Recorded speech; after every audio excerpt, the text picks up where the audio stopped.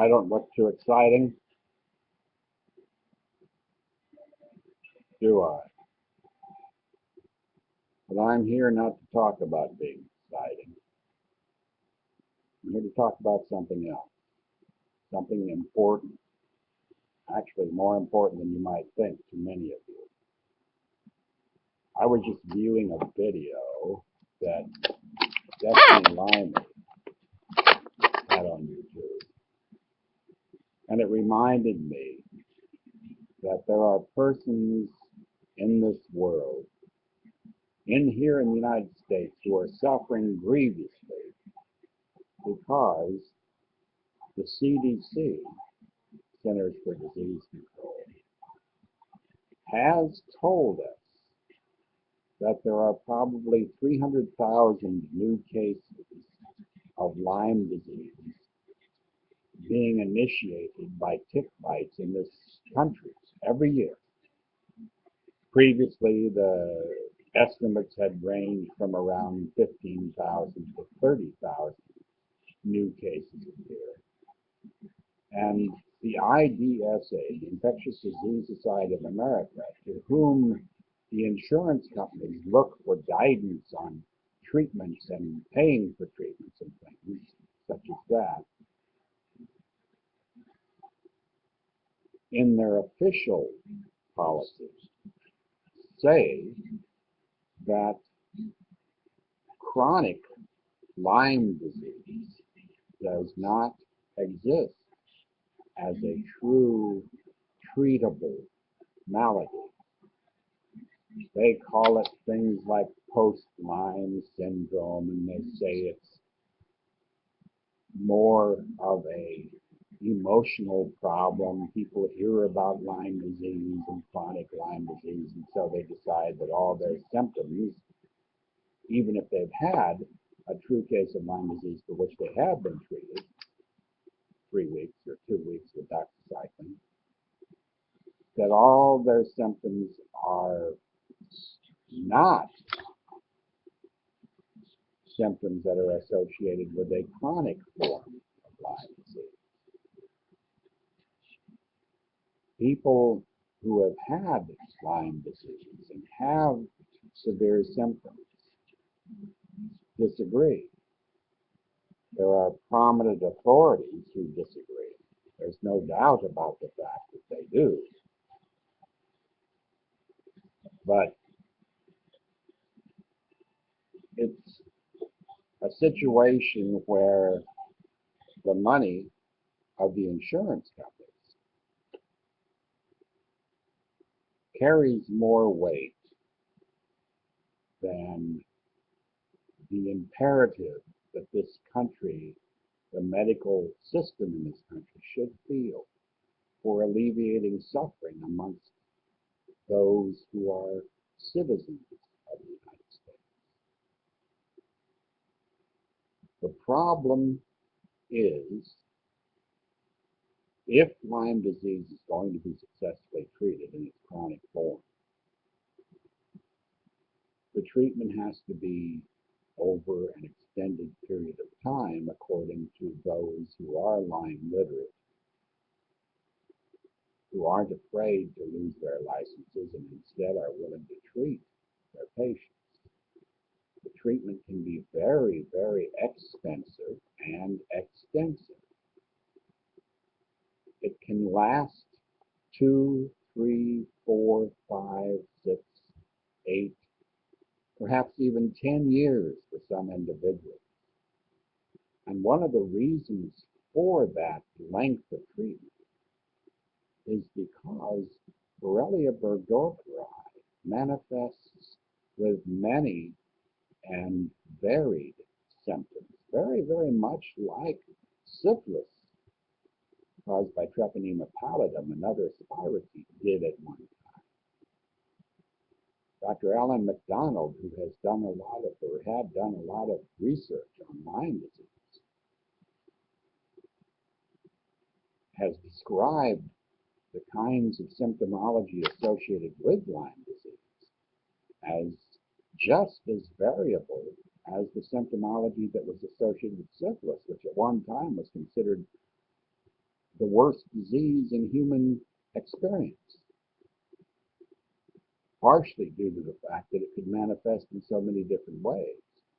And syphilis could manifest as a primary infection, as a secondary infection, and as a tertiary infection. And in the tertiary form, the number of possible expressions of the treponema pallidum in the body were incredibly varied. One of the main expressions, of course, was dementia. They call it general paresis. And in tertiary syphilis, general paresis was a very common expression of Lyme disease. Many of the persons who were confined to then what were called mental institutions were victims of tertiary syphilis. Once Dr. Ehrlich came up with his Selversan, his specific 606, the number of syphilis cases slowly began to decline. And of course, once syphilis could be treated with other antibiotics such as penicillin or acceptable alternatives, syphilis became almost non-existent. However, chronic Lyme disease is way, way too existent, too common. Borrelia burgdorferi can get into the nervous system. It can have central nervous system manifestations. It's been shown to produce a toxin under certain circumstances that is similar to the botulinus toxin, which causes what we call flaccid paralysis, causing people to be unable to breathe. Now, Borrelia toxin is not as potent at any given time, or at least it doesn't seem to be, as the botulinus toxin. But nonetheless, it can produce variable symptoms that affect various parts of the body, especially manifest themselves as neurological symptoms. Pain, confusion, panic, a creepy, crawly feeling all over the body, intense, vivid pain, intense, penetrating agony, lasting days, sometimes weeks at a time, without any relief inside. And this, of course, does lead to some psychological problems. There's no doubt about that. If somebody's under that much stress because of pain, they are likely to show psychological manifestations. There's no doubt about that. Why, you suppose, nobody is treating chronic Lyme infection?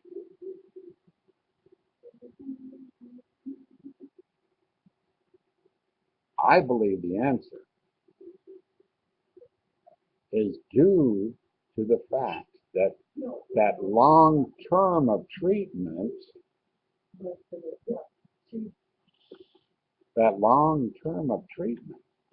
makes insurance companies loath to accept chronic Lyme as a true disease because they know they would be compelled then to cover extended treatment. I will predict that if a quick cure is discovered for this loathsome, horrible malady, the insurance companies will suddenly recognize that it exists through the IDSA, and treatment will be covered.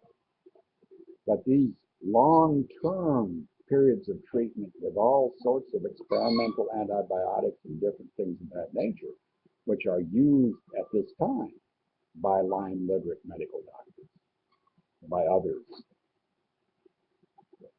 they are completely unprofitable for insurance companies. And insurance companies, unfortunately, when we've got a medical system that is in it for profit, we cannot expect anyone to risk medical loss by having authorities accept chronic Lyme as a true disease.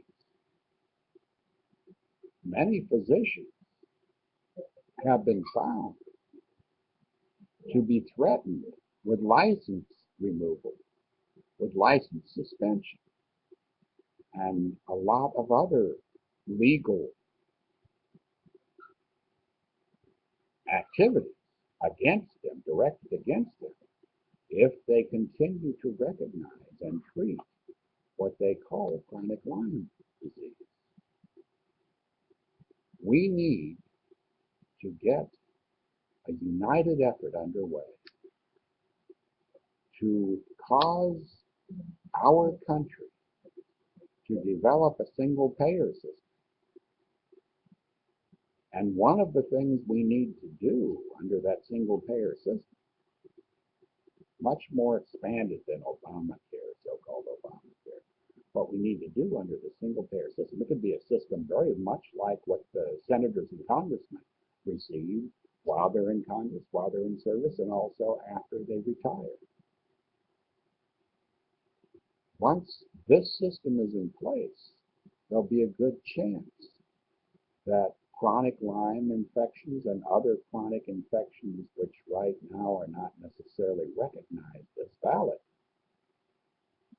will become able to be treated. There are other co-infections that go along with Lyme disease, babesiosis caused by Babesia microti, Mycoplasma fermentans, which causes some manifestations that are very unpleasant. Bartonella hensleyi, they call it cat scratch disease organism, also causes some unpleasant manifestations. And all of these chronic conditions together manifest along with Borrelia burgdorferi, which, by the way, we do not have a good test procedure available for, except for one strain out of about 150 different strains that could potentially be the causative agents for Lyme disease. These things all together make for a situation which cries out literally for relief. And the only relief system that would work would be a single payer system so that insurance companies don't have to worry about medical loss. Thank you.